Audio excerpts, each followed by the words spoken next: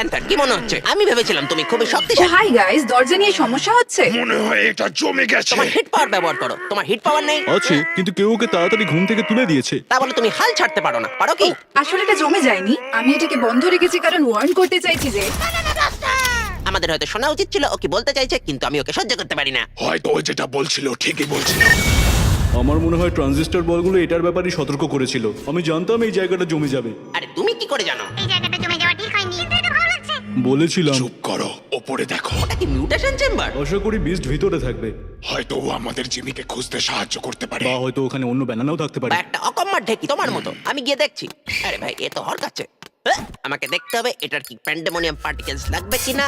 আর বানানা আমাদের ইউজ করো। তোমার শক্তিকে চেনো।